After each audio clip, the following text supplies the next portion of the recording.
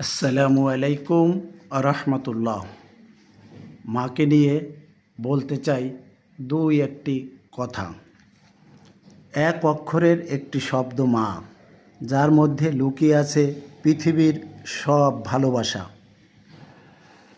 এই মা যদি কোনো সন্তানের হাতে লাঞ্ছিত বা নিগৃহীত হয়, তখন আল্লাহর আরশে কম্পন সৃষ্টি হয়। মা আমাদের জীবনের সবচেয়ে গুরুত্বপূর্ণ এবং প্রিয় মানুষ। তার ভালোবাসা, ত্যাগ এবং স্নেহের কোনো তুলনা হয় না।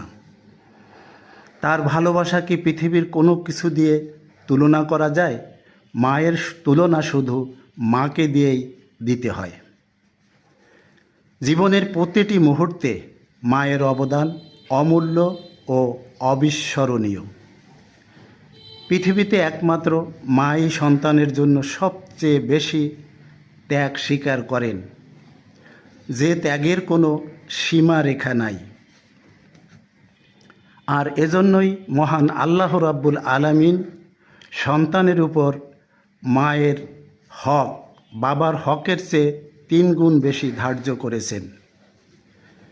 পরিশেষে সন্তানের প্রতি মায়ের এই অবর্ণনীয় ত্যাগের কারণে মাকে নিয়ে আমরা 2টি পংক্তি তো উচ্চারণ করতেই পারি। সবার ভালোবাসা যেখানে শর্ত সাপেক্ষ, আমার মায়ের ভালোবাসা সেখানে নিঃশর্ত। আমার মায়ের আঁচলে লুকানো শান্তিটুকু আমার জন্য পুরো পৃথিবীর সব সুখের চেয়েও মূল্যবান।